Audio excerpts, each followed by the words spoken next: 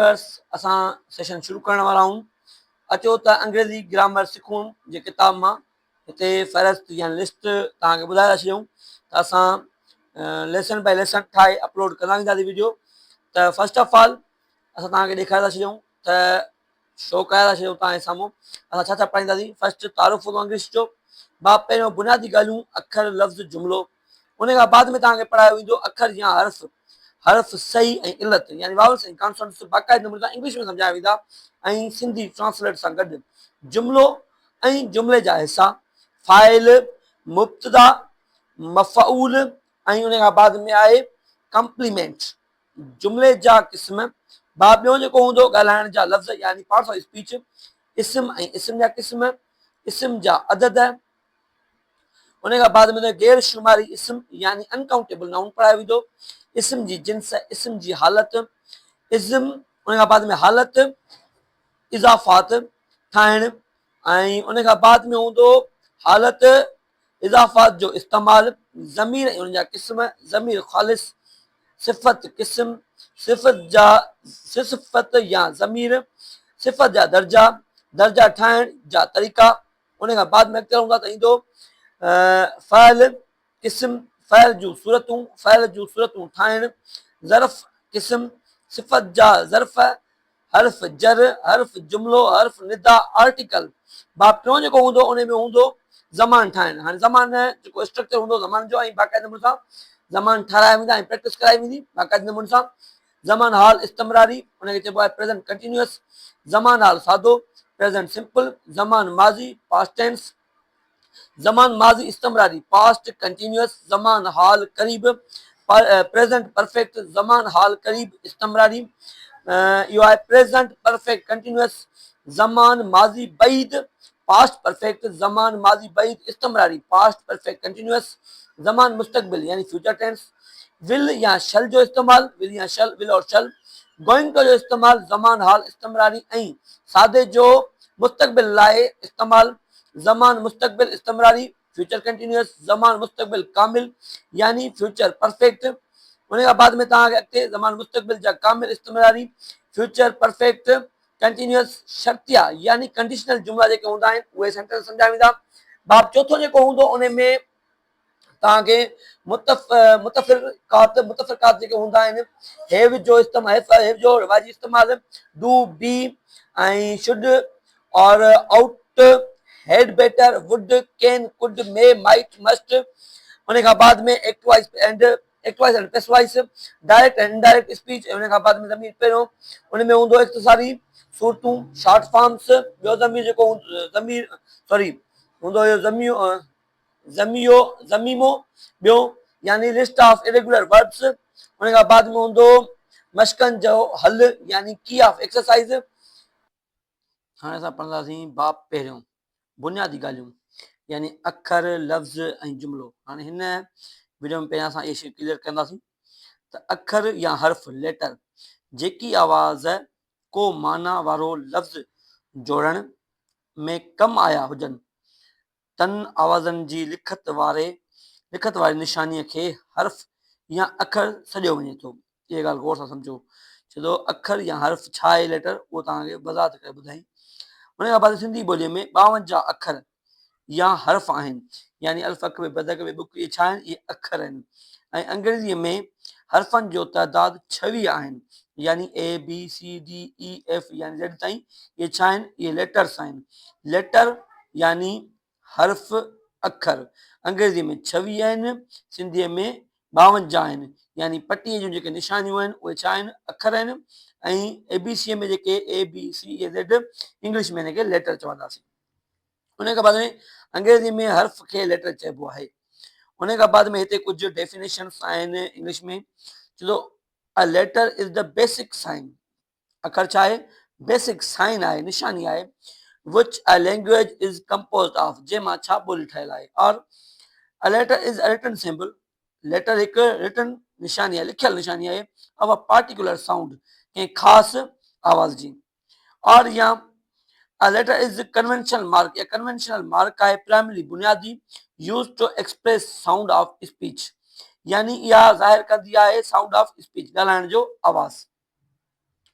अॻिते हूंदा चए थो मथियनि वज़ाहतुनि मां अवां ते वाज़िह थी चुको हूंदो त हर्फ़ बा मक़सद आवाज़नि जूं लिखती निशानियूं आहिनि जेकी गॾिजी लफ़्ज़ जो रूप धारींदा आहिनि पोइ उहे लफ़्ज़ गॾिजी जुमिलो बनबा आहिनि जुमिलो बनबा आहिनि हर्फ़नि जा ॿ क़िस्म आहिनि हर्फ़ सही कॉन्सोनेंट्स हर्फ़ इलत वाविल्स हर्फ़ सही कॉन्सोनेंट्स उहे आवाज़ जेकी उचारींदे ज़बान अटके या साईअ में हल्की बि रोक थिए या चप पाण में मिलनि त उन्हनि आवाज़नि खे हर्फ़ सही सॼियो वञे थो हाणे अल्फ़ अख वाढो एकतारो इंग्लिश सिंधीअ जे इन टिनि ज़बर ज़ेर पेश यानी अराबू अल्फ़ अख वाढो एकतारो इहे आहिनि हर्फ़ इलत ऐं उन खां अलावा जेके बि अखर पटी जा बचनि था उहे छा आहिनि हर्फ़ सही आहिनि उन खां बाद में चए थो चप पाण में मिलनि त उन्हनि आवाज़नि खे हर्फ़ सही कॉन्सोनेंट सॾियो वञे थो consonants are result of audible friction or stop of the breath in some part of the mouth or throat इहो साॻी ॻाल्हि जेका असां इंग्लिश सिंधीअ में पढ़ी आयासीं उन जी इंग्लिश में उन हेठि ट्रांसलेट कई आहे हेठि था अचूं सिंधी अल्फ़बे जा 49 अखर हर्फ़ सही आहिनि अंग्रेज़ी पटी अल्फ़ाबेट जा 19 अखर हर्फ़ सही आहिनि बाक़ी ॿ वाई ऐं डब्ल्यू न सिर्फ़ हर्फ़ सही जो कमु ॾींदा आहिनि पर हर्फ़ इलत वाविल्स तौरु बि इस्तेमालु कबा आहिनि जॾहिं वाई या डब्ल्यू कंहिं पद यानी सिलेबल कंहिं टुकड़े सिलेबल जो टुकड़ो पार्ट जे शुरू में अचनि तॾहिं उहे हरूफ सही हूंदा आहिनि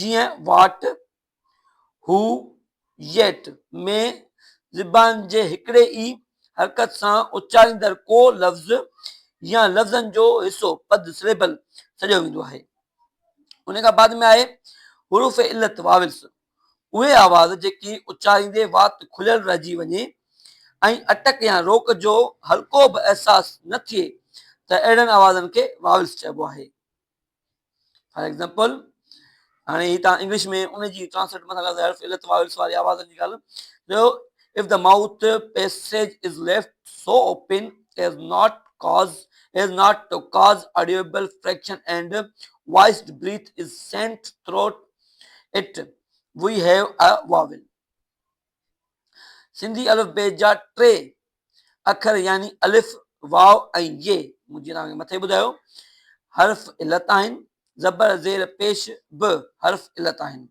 अंग्रेज़ी जा 5 अखर ए ई आई ओ यू हर्फ़ इलत वाविल्स आहिनि ऐं बाक़ी डब्ल्यू ऐं वाई बि जेकॾहिं कॾहिं कॾहिं वाविल्स जो कमु कंदा आहिनि हिते इहा ॻाल्हि ज़हन नशीन करणु घुर्जे त लफ़्ज़ वर्ड उन्हीअ ॿिन्ही हर्फ़नि सॉरी हिते असां पहुतासीं ग़लति लाइन ते हलिया वियासीं कमु कंदा आहिनि जॾहिं उहे कंहिं पद यानी सिलेबल जे शुरूअ में आयल हुजनि जीअं टू माए में हिते उहा ॻाल्हि ज़हन नशीन करणु घुर्जे त लफ़्ज़ वर्ड उन ॿिन्ही हर्फ़नि जो मेलाप हूंदो आहे उन खां बाद में चए थो लफ़्ज़ वर्ड 2 या 2 हर्फ़नि जे मजमूअ खे लफ़्ज़ चयो वञे थो इहो तव्हांखे असां सम्झायोसीं लफ़्ज़ अखर हाणे अॻिते अचूं वर्ड छा चए word is a meaning spoken sound और इट्स रिटन सिंबल मिसाल यू ही क्लास कोर्स लर्न कम लफ़्ज़ उन्हनि सिरुनि मिसल आहिनि जेकी इमारत जी अॾावत में कमु ईंदियूं आहिनि ॿोली जेकर इमारत आहे त लफ़्ज़ सिरुनि या ॿियो ख़ाम माल आहे ऐं उन्हनि सिरुनि ऐं ॿिन्ही ख़ाम माल खे सही तरतीब या ढंग सां लिखणु ॻाल्हाइण जो ॾांहुं ग्रामर यानी व्याकरण सॼो सर्जे थो चलो हिते हिकिड़े लाॻापियल हक़ीक़त जो वर्णन कजे त बेचा त थियो असांजा अक्सर दोस्त ऐं उस्ताद साहबान सॼो ज़ोर ग्रामर जी सिख्या ते ॾींदा आहिनि ऐं लफ़्ज़ी ज़ख़ीरा वोकेबुलरी मुख़्तलिफ़ संदन अहम वहम हूंदो आहे त ग्रामर जा क़ाइदनि जे ॼाण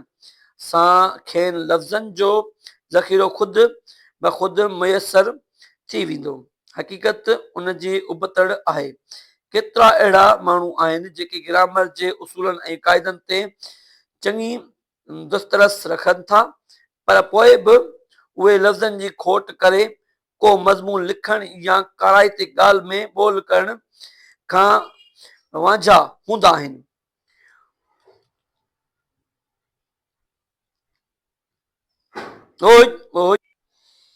सॾु थियण करे थोरो वीडियो खे पास कयो वियो, तव्हां इन करे ॾिठो हूंदो त थोरो वीडियो में डिस्ट्रप्शन थियो। उन खां बाद में उन करे असां पंहिंजनि दोस्तनि खे इहा पुरखलूस गुज़ारिश कंदासीं त उहे महिरबानी करे पंहिंजो ज़ोर सिर्फ़ु ग्रामरी क़ाइदनि सिखण में न सिर्फ़ु कनि, बल्कि उन्हनि खे घुर्जे त हू आहिस्ते आहिस्ते लफ़्ज़नि जो ज़ख़ीरो कठो कनि ऐं गॾोगॾु उन जो इस्तेमालु कंदा रहनि। शुरूअ में ग़लति इस्तेमालु बि थींदो, उन जो डपु न कजे, छो त अॻिते हली सही इस्तेमाल जो फन सम्झ में अची वेंदो। सेंटेंस जुमिलो, हाणे जुमिलो असां अॻिते सिखंदासीं। ॿी वीडियो में असां सिखियासीं अखर ऐं उन खां बाद में वावल्स, कॉन्सोनेंट्स ऐं लफ़्ज़। असांखे पढ़ंदासीं जुमिलो, सेंटेंस।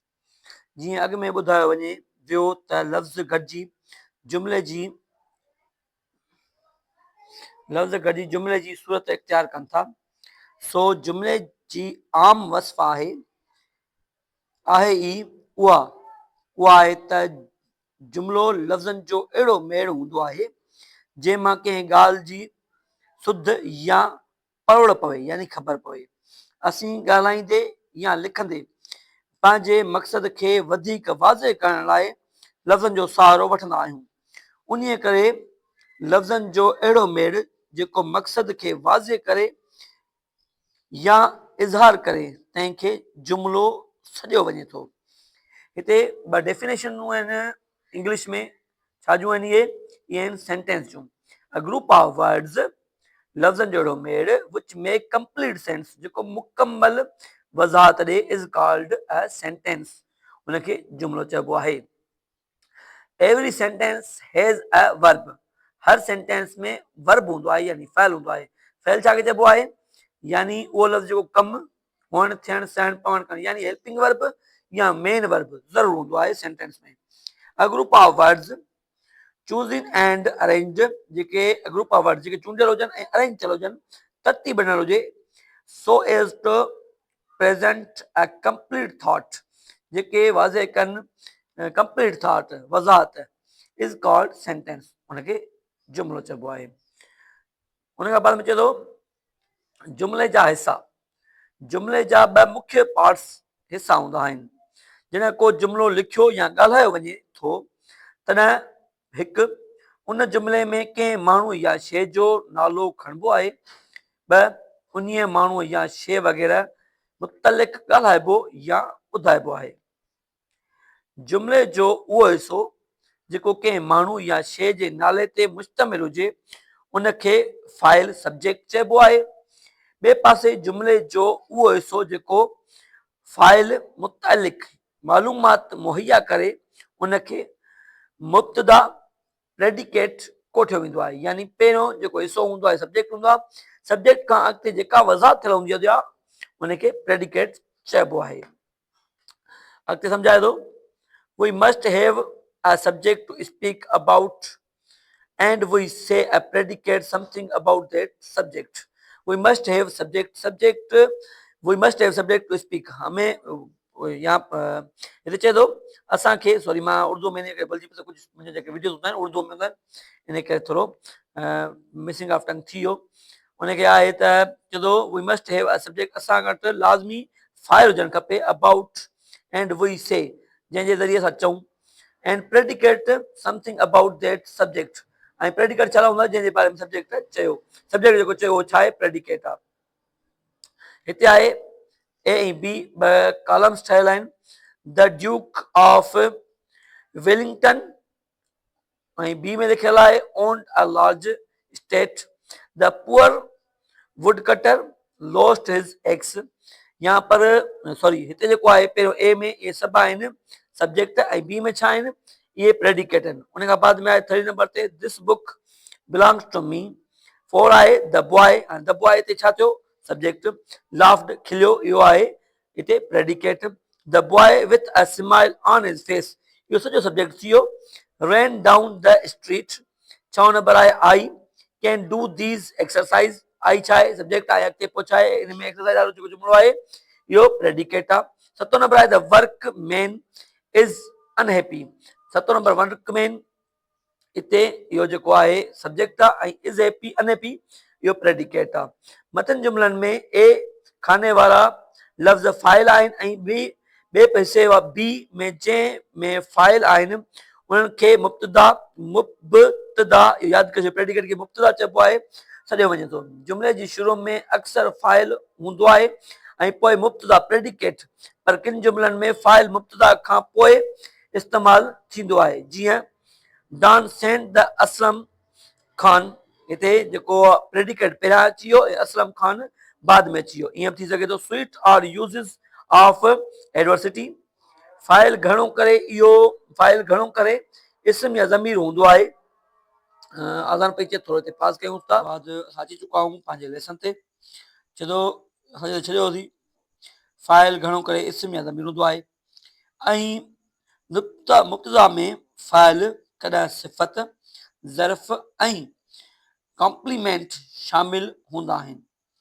उन खां बाद में आहे फाइल जो वाधाव इनलार्जमेंट फाइल सां गॾु कॾहिं सिफ़त या सिफ़त जहिड़ा लफ़्ज़ गॾिजी कमु ईंदा आहिनि तन खे फाइल जो वाधाव चइबो आहे।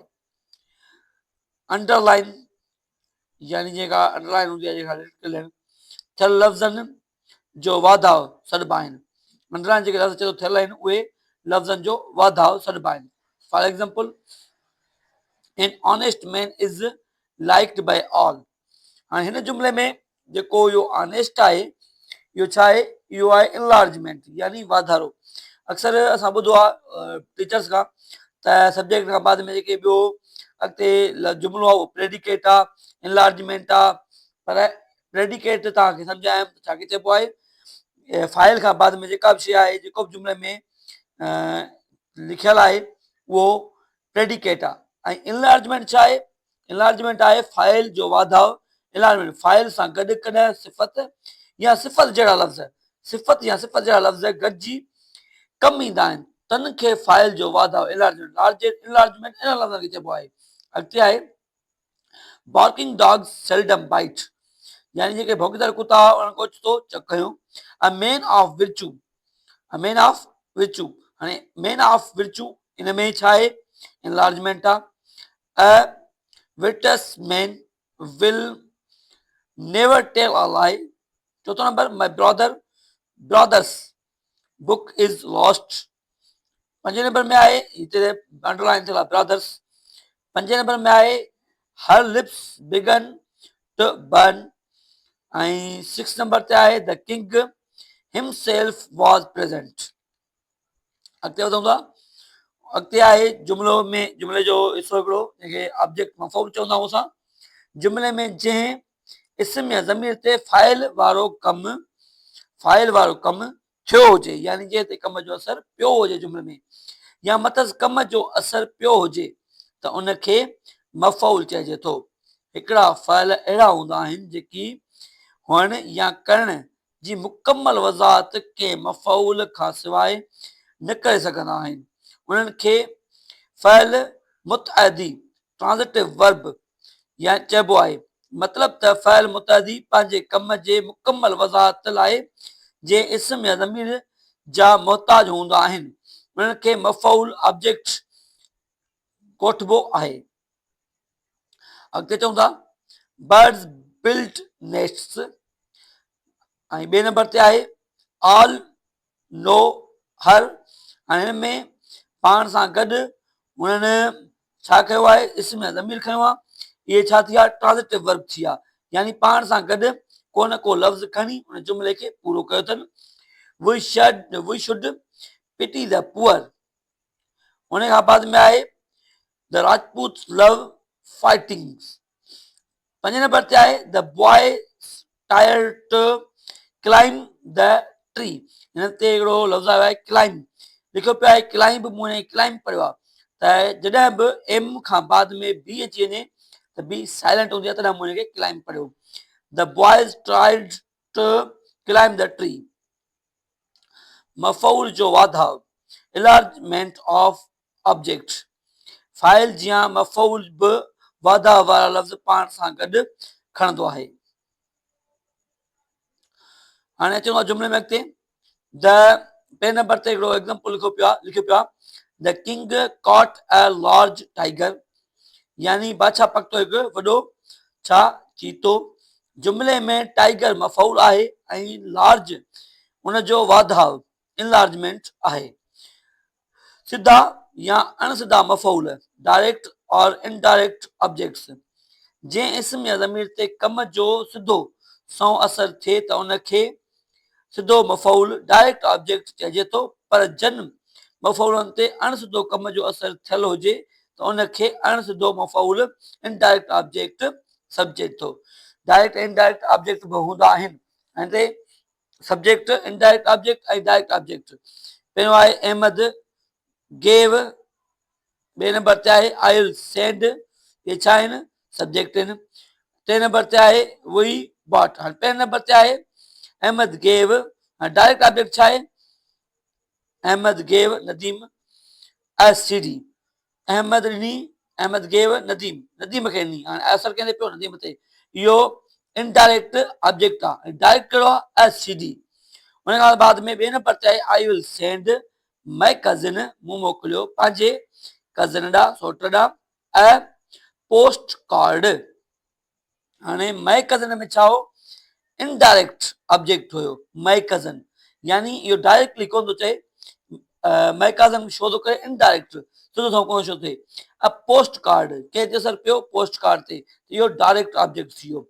टे नंबर सम्झायो वियो आहे we bought all the children, we bought all the children an ice cream. हाणे ऑल द चिल्ड्रेन ते छा आहे इनडायरेक्ट ऑब्जेक्ट आहे ऐं एन आइसक्रीम छा आहे हिते डायरेक्ट ऑब्जेक्ट आहे, यानी जंहिं ते सिधो सौ कम जो असर पए उहो डायरेक्ट ऑब्जेक्ट आहे, जंहिं ते अणसिधो पए ऐं तव्हांखे सम्झ में अची वञे हिन ते बि असर पए थो सब्जेक्ट जो, उहो इनडायरेक्ट ऑब्जेक्ट आहे।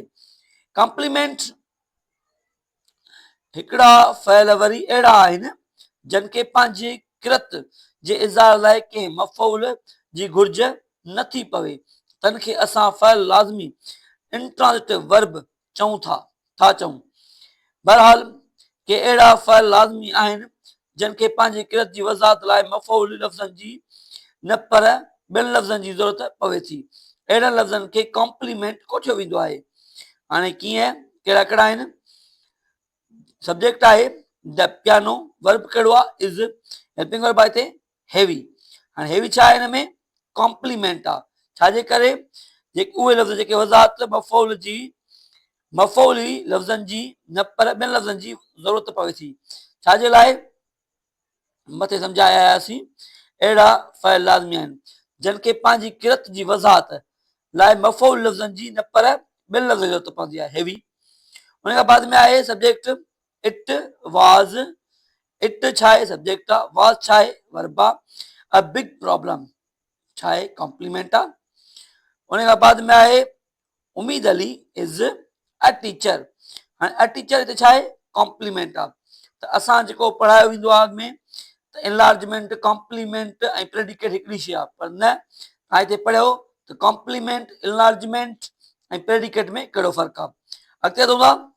हुन खां अलावा के फ़इल मुतहदी ट्रांज़िटिव वर्ब पिणु सूरत हाल खे वाज़े करण लाइ मफ़ऊल साण कॉम्प्लीमेंट जा बि घुर्जाऊ हूंदा आहिनि। हाणे कीअं सब्जेक्ट पहिरियों नंबर ते आहे, बाद में वर्ब ऐं मथां जेको अंडरलाइन लॻा पिया आहिनि ऑब्जेक्ट ऐं कॉम्प्लीमेंट। हाणे चए थो फर्स्ट नंबर ते दे मेड, हाणे दे छा आहे सब्जेक्ट आहे, वर्ब कहिड़ो आहे मेड ऐं ऑब्जेक्ट कहिड़ो आहे हिम, कॉम्प्लीमेंट कहिड़ो आहे किंग।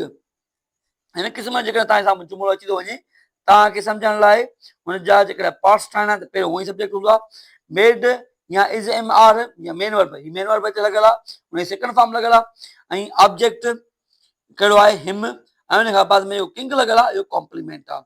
हाणे ही ॻाल्हि तव्हांखे सम्झ में अची वेंदी। हाणे अॻिते वधूं था।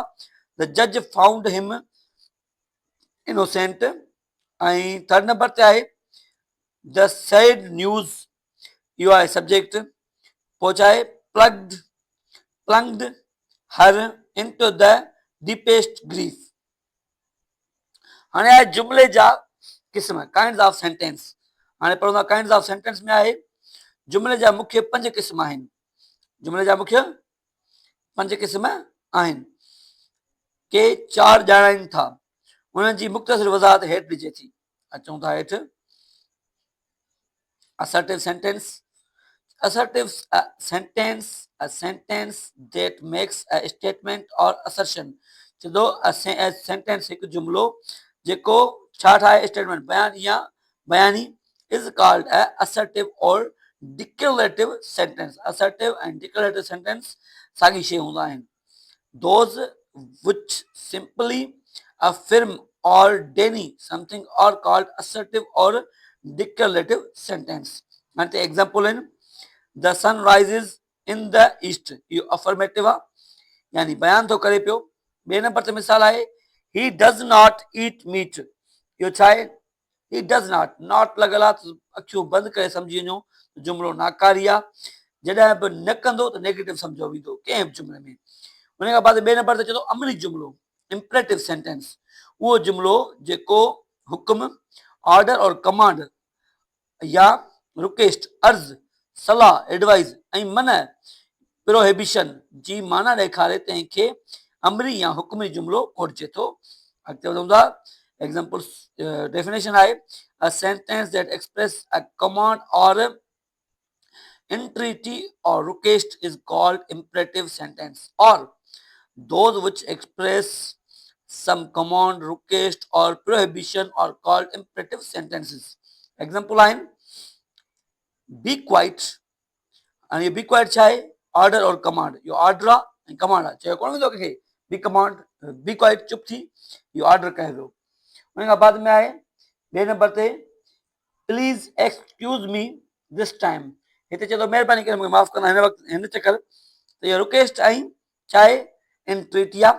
उन खां बाद में टे नंबर ते आहे डोंट डिपेंड अपॉन हिम, हुन ते पाण खे डिपेंड न कर, इहो प्रोहिबिशन आहे। टे नंबर ते चए थो इस्तफामी या सवाली जुमिलो, इनखे चइबो आहे इंट्रागेटिव, जंहिंमें पुछियो वञे बाबा। अचूं था जेको जुमिलो सुवाल करण या पुछण में कमु अचे उनखे सवाली या इस्तफामी जुमिलो कोठियो वञे थो। A sentence that asks question is called interrogative sentence। उहो जुमिलो जेको सुवाल पुछण लाइ इस्तेमालु कयो इंट्रागेटिव चइबो आहे।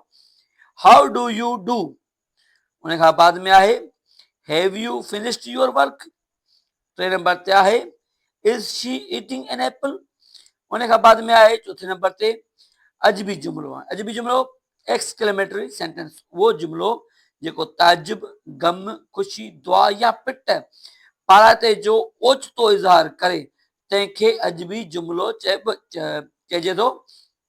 A sentence that expresses strong feelings is called exclamatory। उन खां बाद में अॻिते चऊं था what a beautiful night it is। केॾी न ख़ूबसूरत रात आहे, रोटेशन जे करे। उन खां बाद में आहे हाउ टायरसम ग्रामर इज, अजबी। उन जी साम्हूं जेका मार्क लॻल आहे एक्सक्लेमेशन मार्क चयो वेंदो आहे। हाउ काइंड ऑफ यू। उन खां बाद में अचे थो नदाया या ख्वाहिशी जुमिलो, ऑप्टेटिव सेंटेंस, उहो जुमिलो जेको कंहिं ख्वाहिश, तमन्ना या दुआ जो इज़हार करण करे तंहिंखे नदाया या ख्वाहिशी जुमिलो चइजे थो।